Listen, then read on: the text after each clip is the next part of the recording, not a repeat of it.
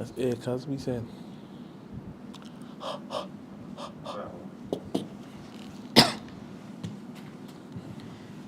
الحمد لله نحمده ونستعينه ونستغفره ونعوذ بالله من شرور أنفسنا ومن سيئات أعمالنا من يهده الله فلا مضل له ومن يضلل فلا هادي له وأشهد أن لا إله إلا الله وحده لا شريك له وأشهد أن محمدا عبده ورسوله صلى الله عليه وعلى آله وأصحابه ومن تمسك بسنته إلى يوم الدين أما بعد. So today inshallah ta'ala we'll be continuing what we this book Al-Mulakis Al-Fiqhi by Sheikh Salih Fawzan, and because of Ramadan that we had somewhat stopped the lesson, but inshallah ta'ala we'll be picking up from where we had ended in the last lesson that we had. So we started discussing Kitab al-Nikah, which are those ahkam that relates to nikah, and in the last lesson we discussed concerning matters, as the author mentioned, fi act al-nikah, regarding concerning matter that relates to the act of nikah, the marriage ceremony, wa arkani wa shuruti, and we discussed those matter that relates to those ahkam relating to al-nikah, as to what are the shurut of nikah, what are the arkan of nikah, and those things that must be in place. So we discussed concerning of the shurut of nikah, or the arkan of nikah. He mentioned ijab al-qubul and three matters, or those matters, and we somewhat also get some additional clarity on some of those things that were mentioned. So today inshallah ta'ala we'll be discussing the bab that follows, or the chapter that follows, which he referred to babun fi kifa'a fi nikah. Aywa. Bismillah wa salatu wa salam ala Rasulillahi qala ma'allif hafidhahullah. Chapter 4, page 367, Equivalence in marriage. The two spouses must be equivalent in four things. Number one, righteousness. Can I mention four things? Yeah. Five that is mentioned here. So you got five? There are five. We'll go through and see. What they mentioned in here, five. المساواة بين الزوجين في خمسة أشياء. So in the book that I have, it mentioned خمسة أشياء. Five matters. أيوة. A defiantly disobedient or corrupt person is not a suitable match for a chaste, righteous woman.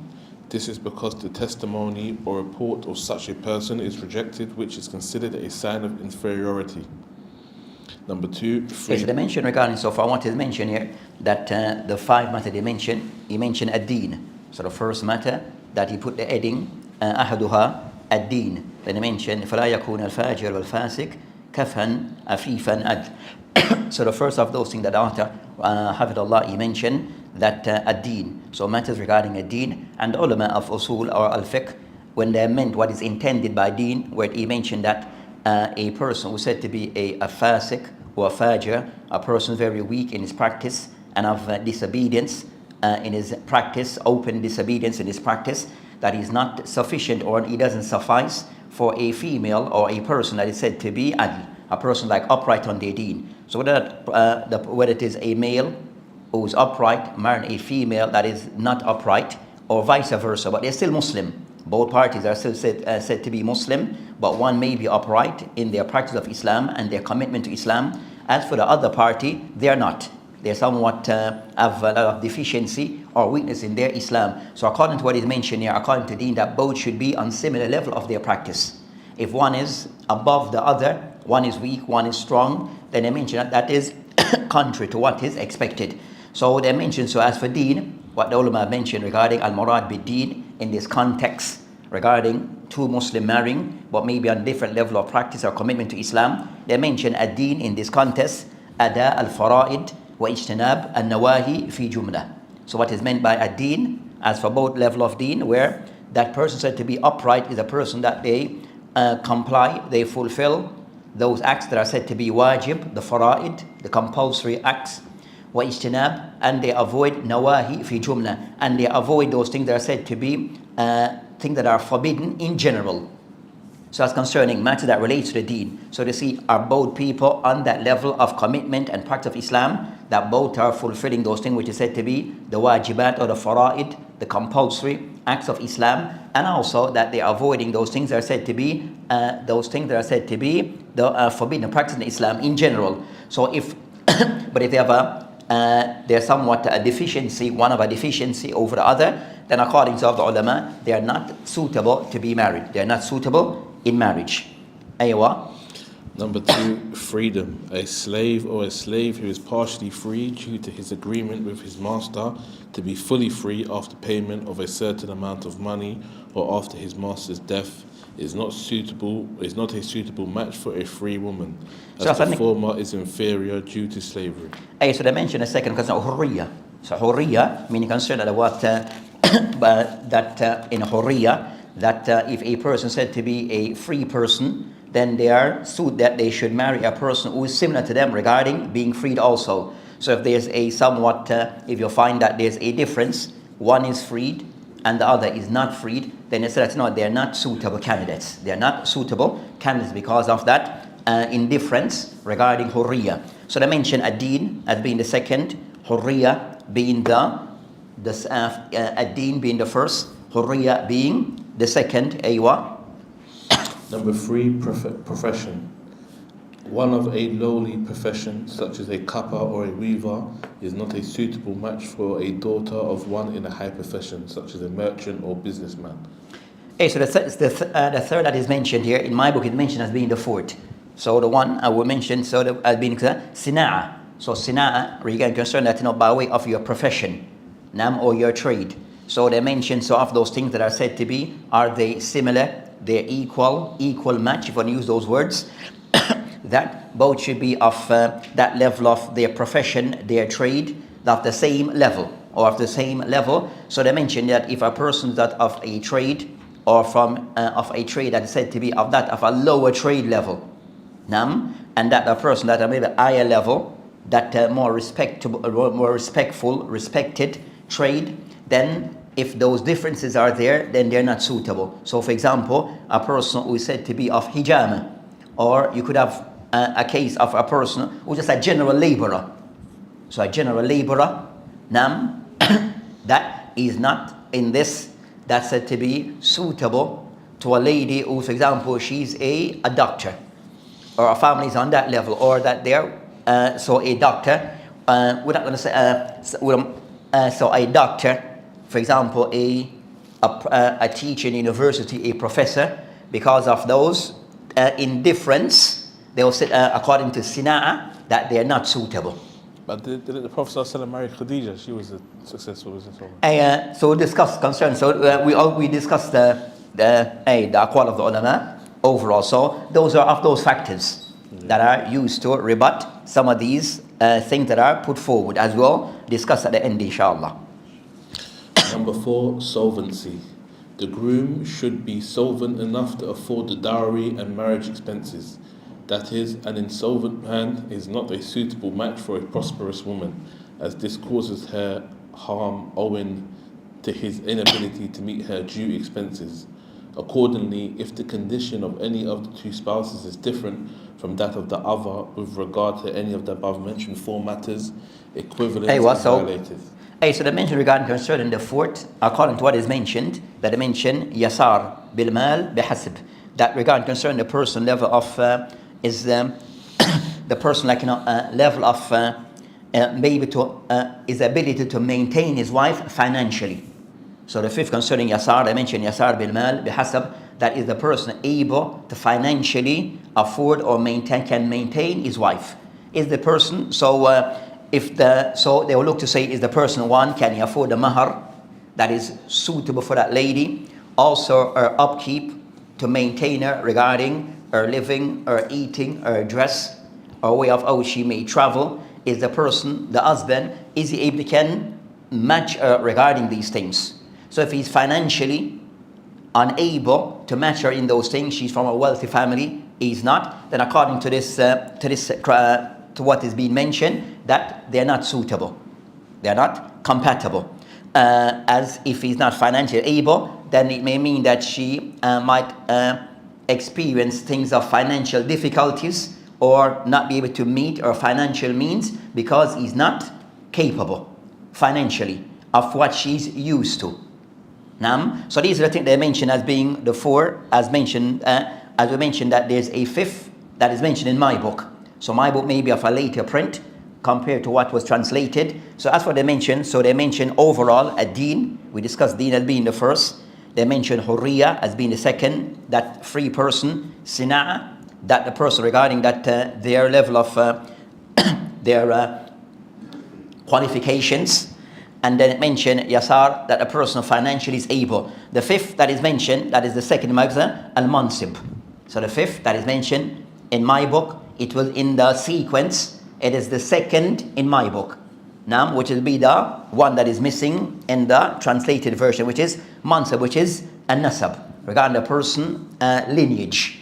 So a person lineage, mansib, or a person like status, that is in the society, then that also is mentioned as one of those things to look at regarding are they on C or are they equal on that level, which is to say mansib or nasab, that their lineage, their family status or place in the society, is this a factor? Is this a factor? So the mention of the example mentioned, ولا يكون, as the Shaykh mentioned, ولا يكون الأجمي هو من ليس بعرب كفن العربية, meaning that a person who is said to be a non-Arab, is he suitable for a girl that is an Arab?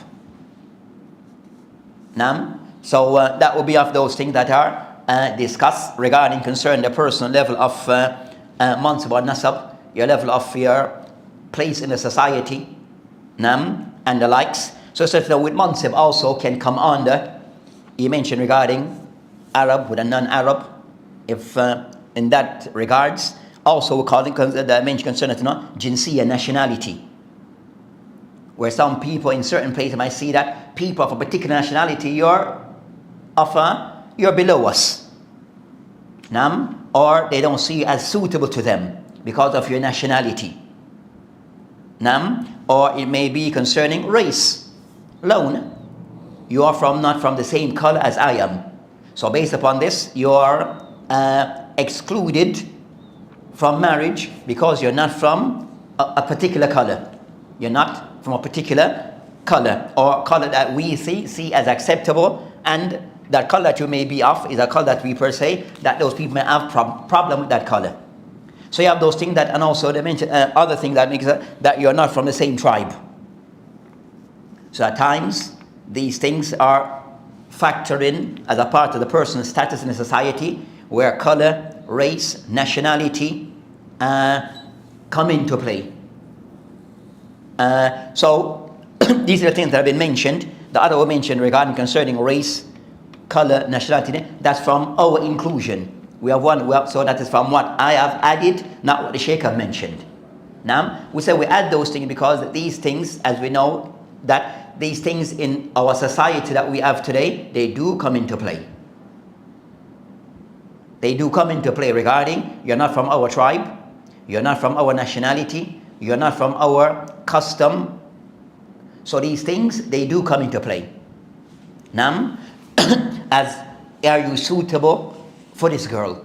So these things, they do come to play. So today you find it come into play, as the Sheikh mentioned regarding that. So some of these things are mentioned, but then we'll find that as to how they apply, that sometimes some of the people, they go over the top on these matters. Then continue, tafaddal.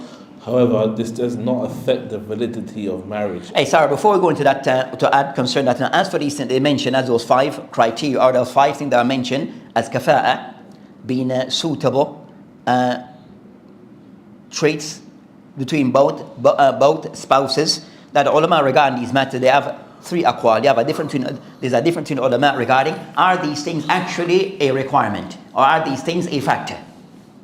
So on the matter, so we have aqwal of the ulama regarding this matter, regarding as kafa'a, what is actually required or not required, regarding what I said to be of those, we said those things equally matching those people.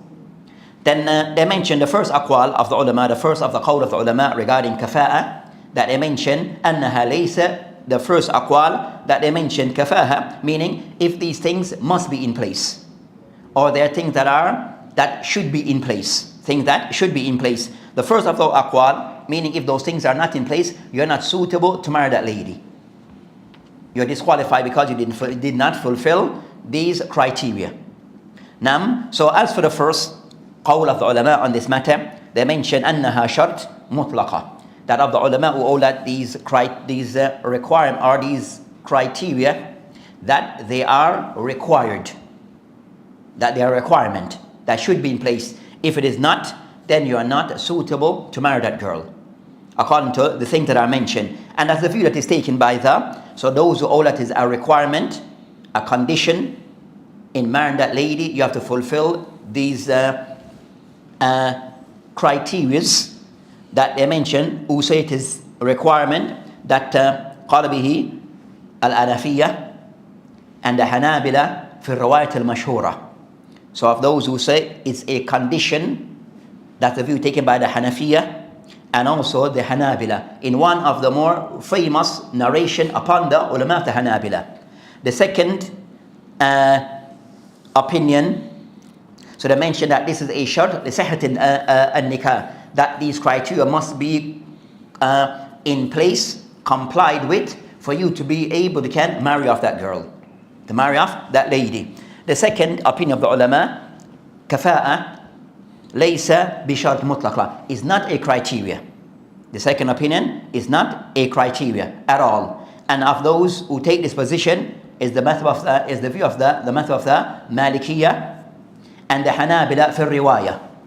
So it's the Malikiyya and the Hanabila on a second riwayah. And Ibn Qudam rahimahullah, he mentioned الرواية الثانية and Ahmad أنها, that is the second riwayah, and Imam Ahmad rahimahullah, أنها ليست شرط في النكاح, that is not a criteria in nikah.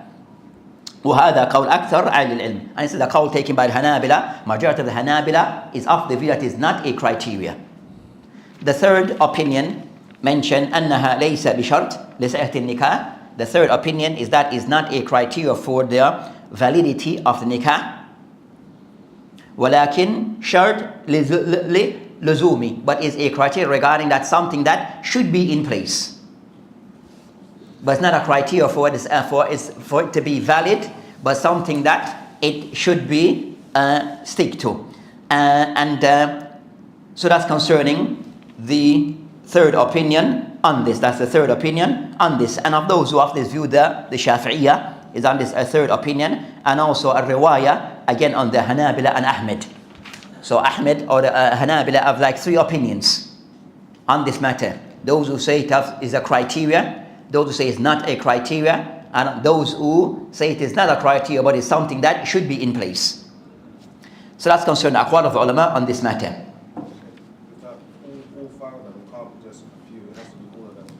Hey, so those are the criteria. They also said that all these things have to be in place. All of these criterias. Aywa. However, this does not affect the validity of marriage, as equivalence is not a condition for its validity.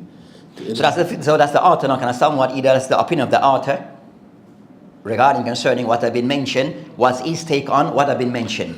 So you can somewhat of the view, which is of the view of one of the Hanabila, of the view of the method of a view taken by some of the Hanabila, that's not a criteria. It's not a criteria. Aywa. To illustrate, the Prophet ﷺ instructed Fatima bin Qais to marry Usama bin Zayd. So that's of the evidence regarding those who say it's not a criteria.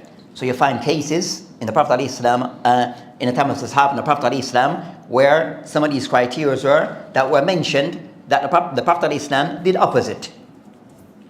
But we have some cases. So we find cases where yes, that some people might marry off a woman of the same lineage or of same status. You have those cases.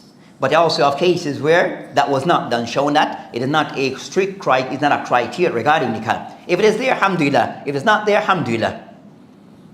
The marriage is still valid. So of those cases regarding that of status, lineage, wealth, sina, of certain of professionalism of those things, they mention the case of Fatima bin Qais.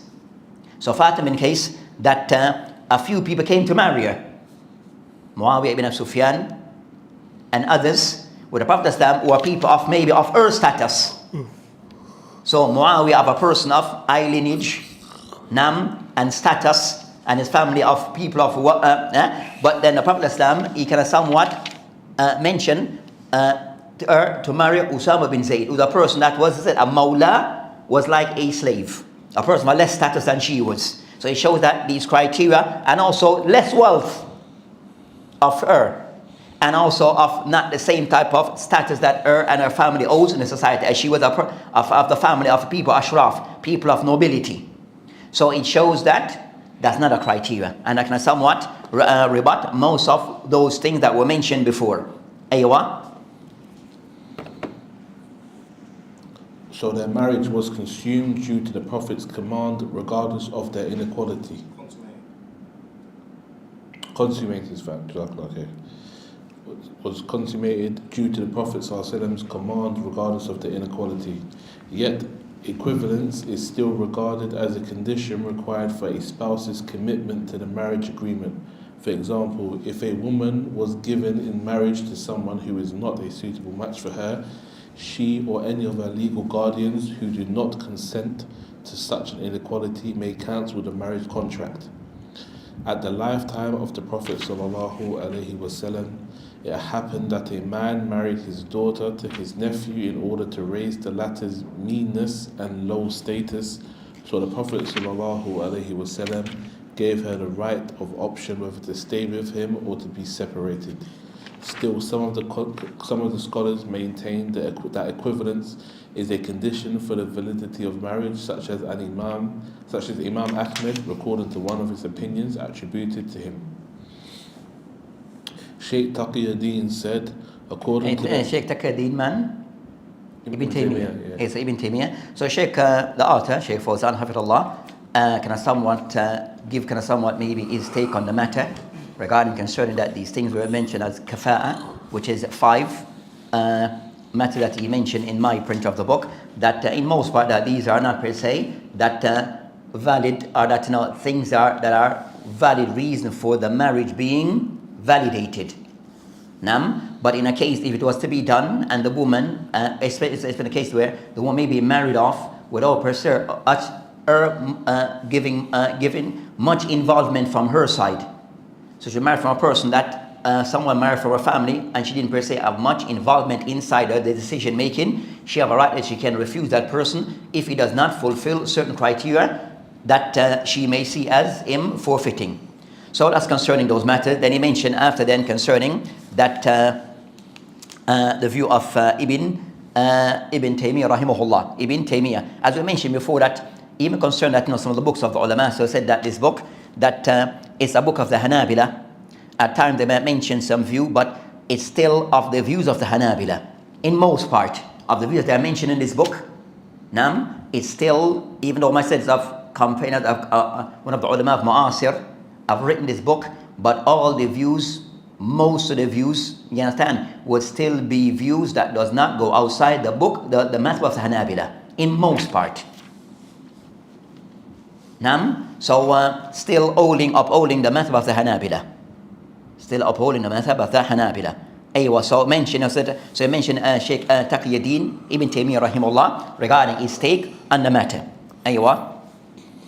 According to the opinion of Imam Ahmed, if the husband turns out to be unequal to the wife, they are to be separated. Moreover, the guardian does not have the right to marry the woman who is under his guardianship, daughter, sister, etc., to a man that is not a suitable match for her. Similarly, it is impermissible for a man or a woman to marry an unsuitable match. Also, according to Ahmed, equivalence is not just like marital financial matters such as the dowry that the bride or any of her legal guardians may demand or disregard. Rather, it is a matter that has been well considered. Yes, what we mentioned here by the author regarding this particular chapter regarding those things that have the issue, the wife and husband being equal on those matters. He mentioned those 5 matters. The ulama can somewhat more emphasize the matter regarding of any emphasis will be the first, which is what?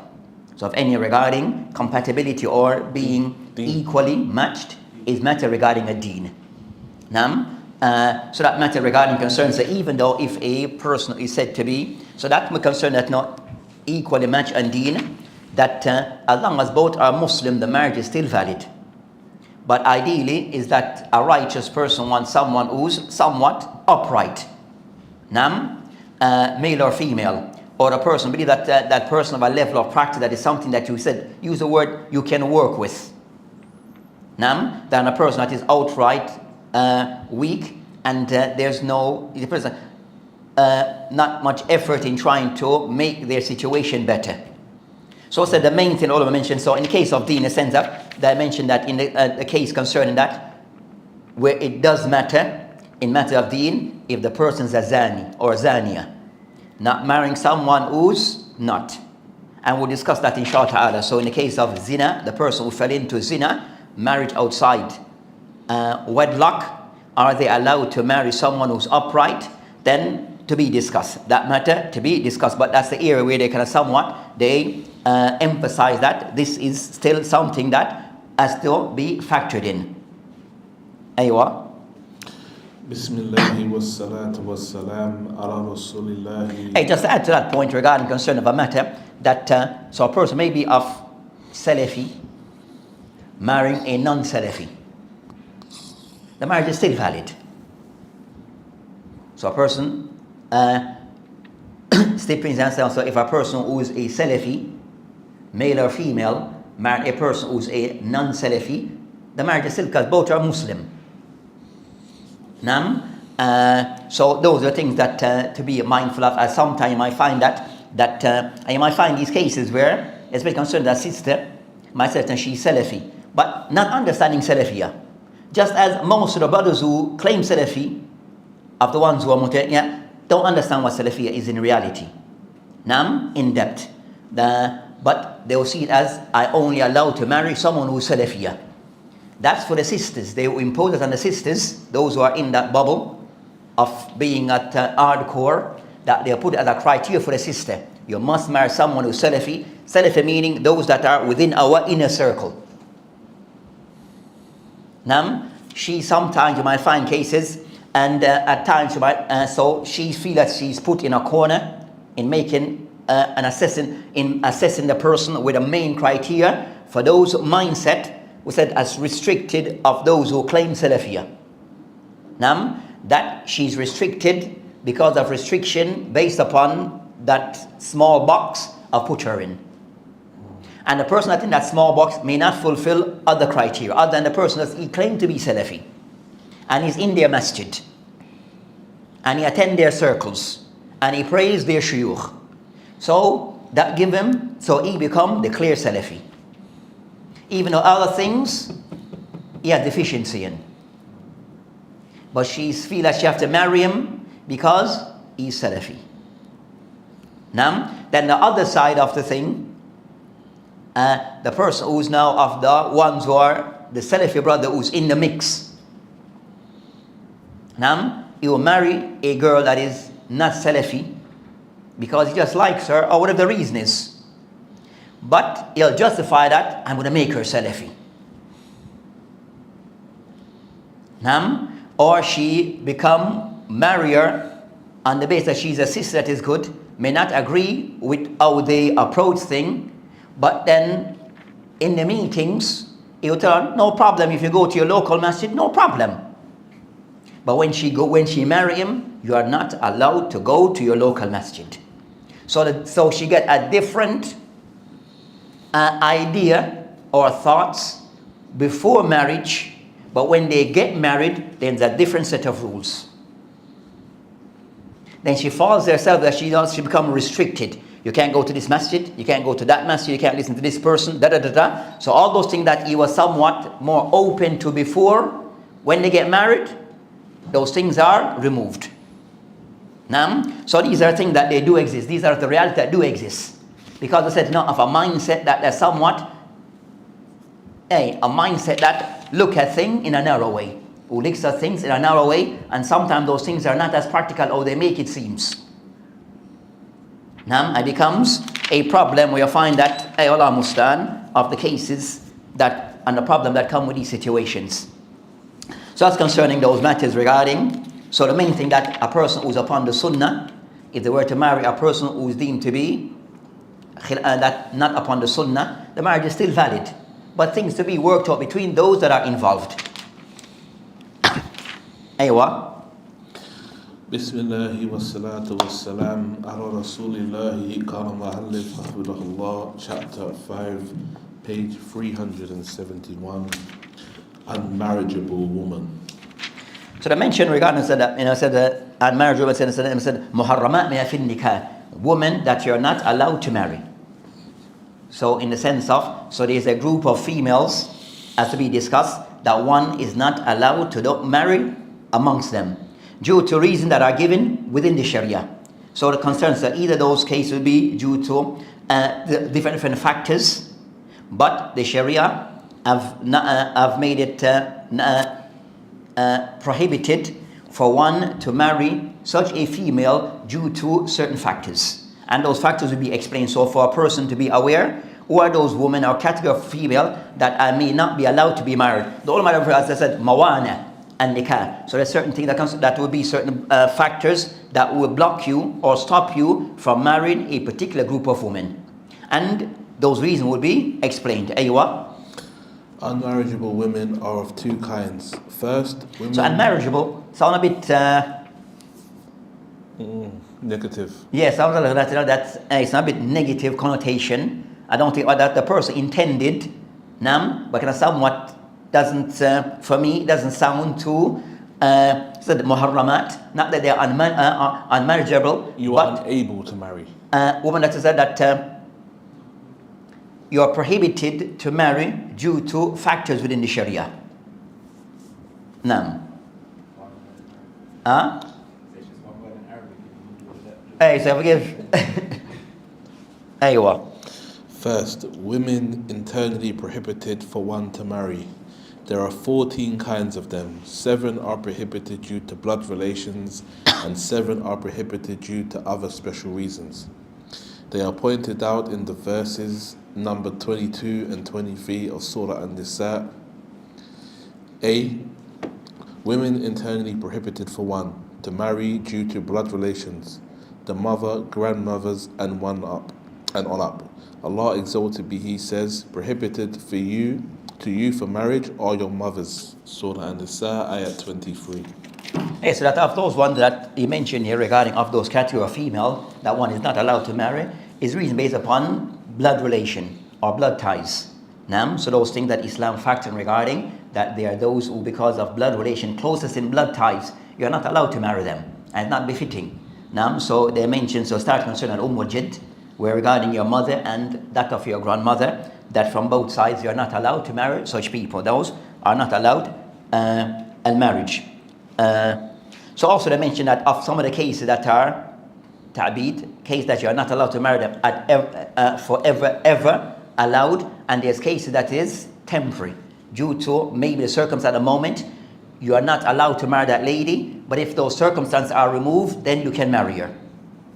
So you have cases where it is not allowed at all under no circumstance, and some circumstance is a temporary barrier due to the situation of present. If it is removed, then she becomes of those that you could marry. Aywa. Number 2, daughters, granddaughters, daughters of granddaughters, and on down. Allah exalted be He says, prohibited to you for marriage are your daughters. Surah An-Nisa, ayat 23.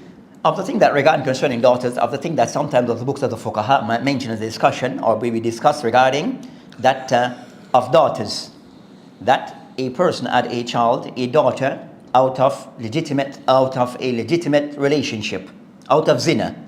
So a person wants to have a daughter out of zina, where she's not Islamically considered to be your daughter legitimately in Islam, but she's your daughter.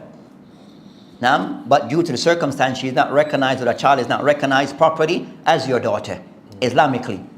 Of those who mentioned, are you allowed to marry a woman of some kind of somewhat at some aqwal who said that is ba'id?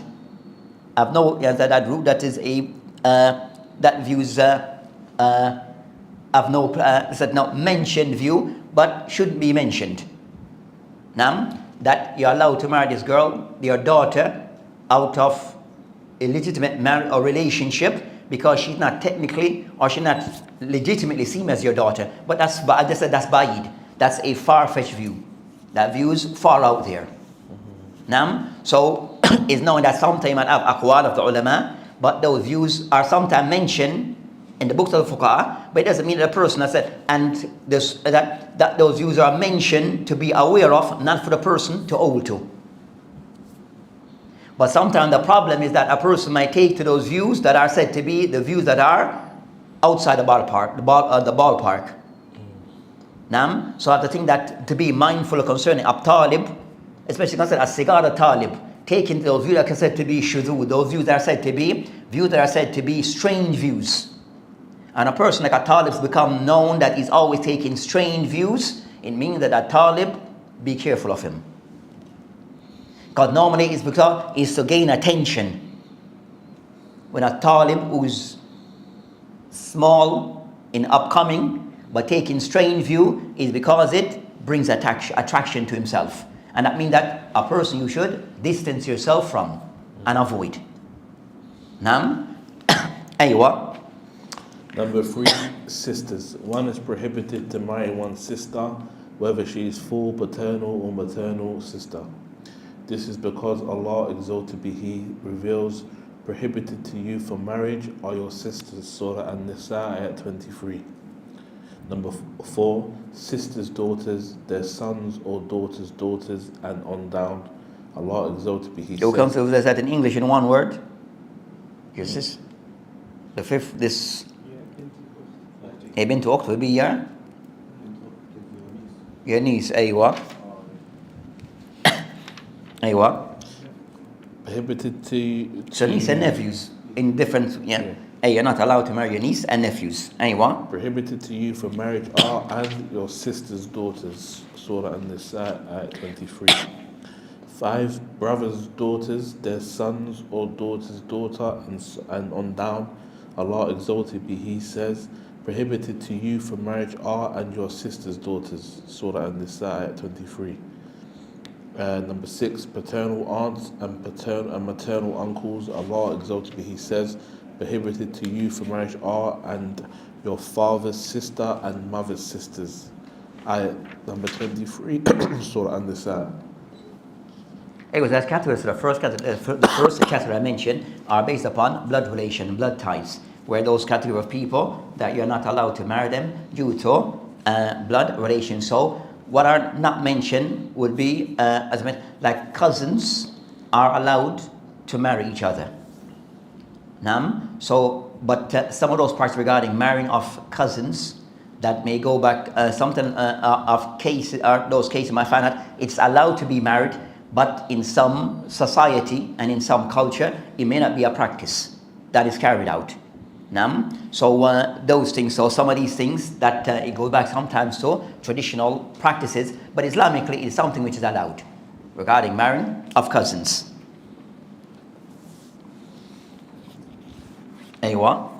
B, women eternally prohibited for one to marry due to special reasons. Number 1, it is eternally prohibited for a man to remarry his ex-wife against whom he has sworn allegation of adultery and divorce by public imprecation. In this respect, Jawzani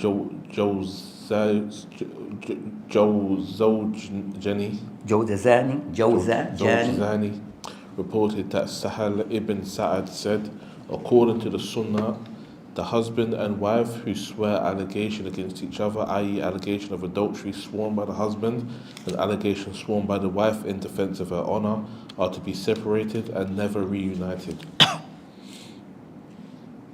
Al-Muwafiq Ibn Qudama, that's Ibn Qudama Hanbali, commented, we know none who has a different view.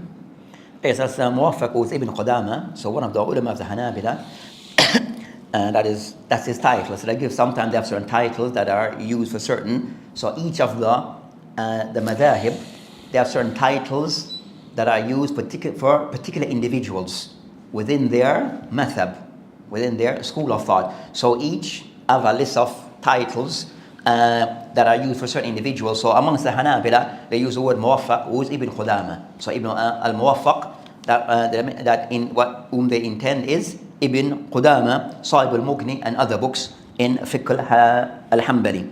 So that's the first case. So the first dimension concerns mula'ana, where a husband and wife have gone through the process where one have accused the other of adultery, and they have gone through the process of that they have to be separated because they have asked for the curse of Allah subhanahu wa ta'ala to be upon the other, and vice versa. So when they have gone through that process, because of the accusation, which is a serious accusation, where they may not have eyewitnesses, so in those cases, between this and husband and wife, if there's no eyewitness, then they can have la'an, they can bring the curse upon Allah subhanahu wa ta'ala each other as a replacement for witnesses. But that's only between husband and wife. So she accused her husband or he accused her, they have no witness, so they believe that, but the person believe they have a solid reason for their accusation. Then they'll go to the judge and they'll make this curse be upon each other. Then after then, they have to be separated. If they have gone through the process, then their marriage is invalid. So you're saying that whole replaces the witnesses? In place of witnesses between husband and wife, so the normal case, if a person accused of adultery or those kind, you need witnesses for the lease. So if you bring two witnesses, even though two witnesses saw it, that's not four. So you are in trouble. So that's a seriousness. So the thing that also they shows regarding concern of a matter that sometimes that that people to be mindful of, sometimes online people having these type of discussion about fawahish. So the thing concerned the ulama mentioned, discussing things of evil practice and zina and the likes, not to always bring these things to the public attention and discuss them in the public arena, so as not to make it, this is about people involved in zina and fornication of women, woman doing things behind her husband back and vice versa. These are not the things to have discussion and round table talk on. That's not the way of the ulama and the way of the salaf, but it's the way of the people of juhal. Because you may open the door now to someone make people now have ideas in their head.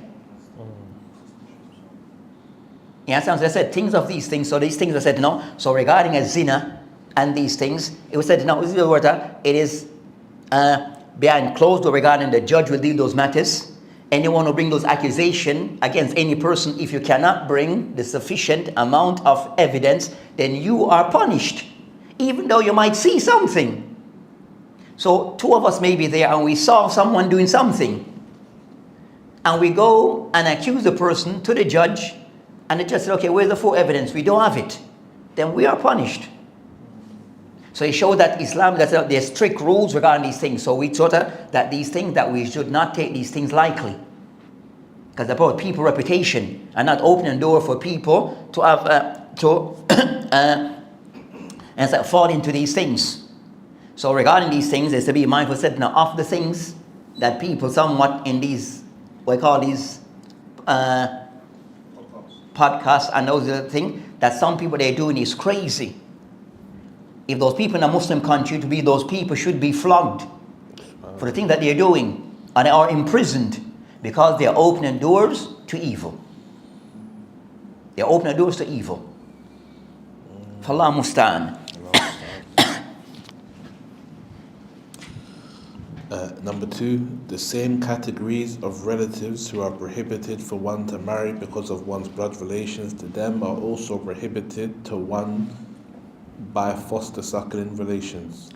Thus, women that are prohibited from marriage due to suckling are the same as those prohibited from marriage due to blood relations, such as women by whom one is breastfed and sisters through suckling.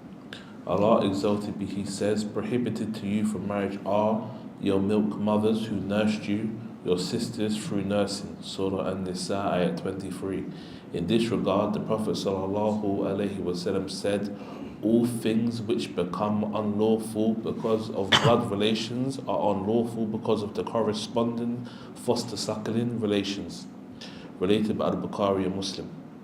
So the next category regarding concerning those cases we are not allowed to marry due to sharing the same lady regarding breastfeeding. So being breastfed by the same lady, she may be not a family member, but the fact that you breastfed from her as a child, then it disqualifies you from marrying within that lady's daughter or children.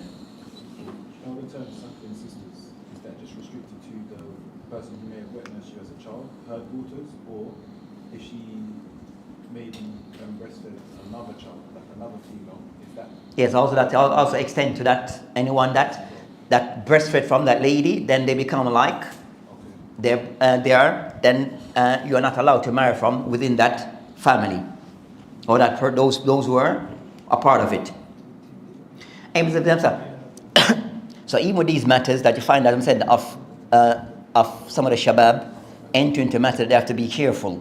That regarding concerning of the breastfeeding or breast suckling, we find the ulama have a discussion regarding that the normal case is meant regarding a child.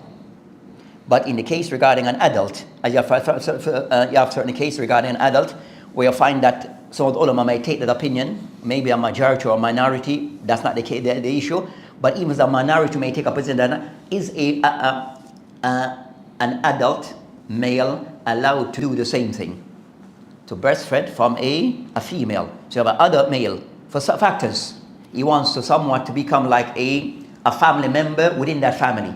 And the only way to do it, and get an exemption, he can enter into their house and see that he may breastfeed from an adult one, but he's an adult man. Is this allowed?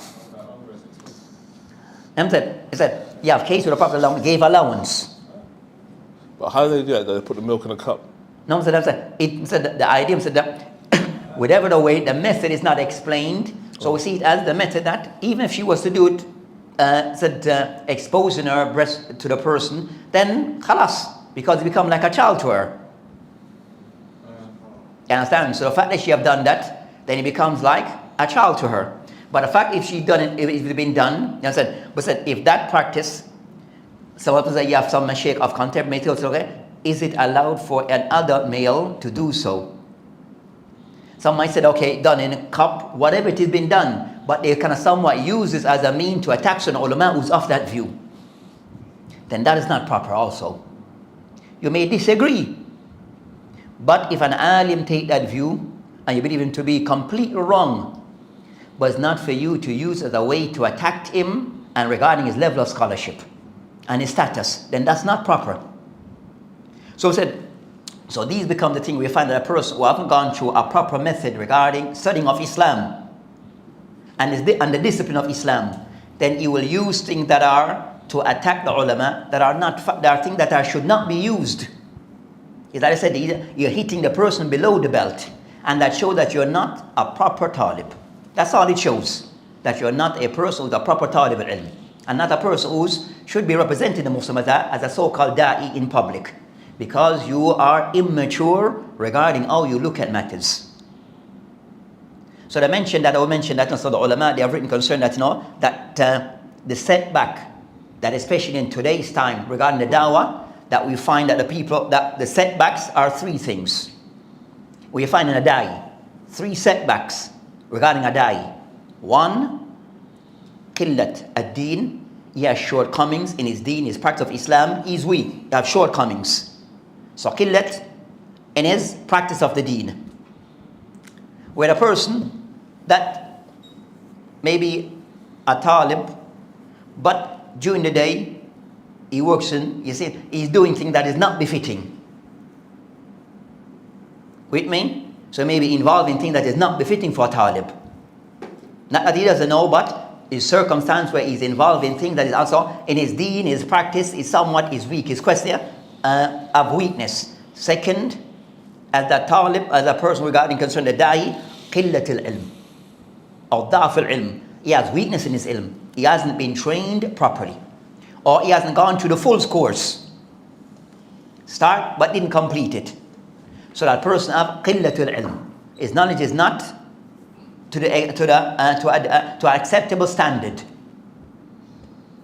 And third, qillat al-aql or da'af al-aql, that a person's mind is either weak-minded, either weak-minded concerned to know that he's easily led. He wants to be a talib, but he just likes to be with the in crowd. Amongst the mashayikh, he doesn't want to go against anyone, and also قلة al-aql, that he himself is an immature person. Or as we said, he's not that level of, he's not that academically inclined in reality. He's not that person who can, so his mind is somewhat immature or weak mind regarding studying. He's not that, so he fought, so for weakness in those 3 areas for the die is problem. And the unfortunate thing, if you look to a lot of those people on the YouTube thing, they fall into all 3, in most part. All 3, you find that they thought that they have, you can point out things in all those 3 areas regarding them. So the problem, chaos. So, as we said, these matters regarding concern that, قلة العلم, قلة الدين, قلة العقل, you mock the ulama for things that is a discussion between the ulama. You may disagree, but you don't mock them or attack their integrity or attack their scholarship, because everyone already agreed that they are people of ilm, except for you who's not a person who is known to be a person of ilm. So these are the problem that we find today. Fallah musta'an. Aywa. Number 3, the wives of one's father, the wives of one's grandfather, and on up are prohibited for one to marry as soon as the marriage contract of the father or grandfather, etc. is concluded. Allah exalted be He says, and do not marry those women whom your fathers married. Surah An-Nisa, ayat 22. So those women, including, so your father might have a wife that is a wife, but that's not your mother. So any woman that your father have married, then she's off limits. Is that subject to consummation or not? To be discussed. They all discuss regarding some of these matters. So they mentioned regarding concerning, most regarding a case concerning that. They mentioned that for a woman, that if a man, did you read that one yet? Or to come? Or will come, inshallah, those ones to come. Aywa. Number 4, the wives of one's sons, the wives of one's grandsons, and on down are prohibited for one to marry. Allah exalted be He says, and also prohibited are the wives of your sons who are from your own loins. Surah An-Nisa, ayat 23. Number 5, the wife's mother, her grandmother, and on up are prohibited for one to marry as soon as the marriage contract between one and one's wife is concluded. Allah exalted be He says, prohibited for you for marriage are your wife's mother. Surah An-Nisa, ayat 23. Number 6, daughter and granddaughters of one's wife and on down are prohibited for one to marry once one consummates the marriage with one's wife. Allah exalted be He says, prohibited to you for marriage are your stepdaughters under your guardianship, born of your wives unto whom you have gone in. But if you have not gone unto them, there is no sin upon you. Surah An-Nisa, ayat 23. Yes, I mentioned this case regarding concern that a case regarding that if you propose to a woman in marriage, that and you and her have the act in nikah, then by this they mentioned, because the sequence in my order or the structure of mine is different from what he's reading, so after it's not in the same on my book. So they mentioned act in nikah ala mar'a وهو مها das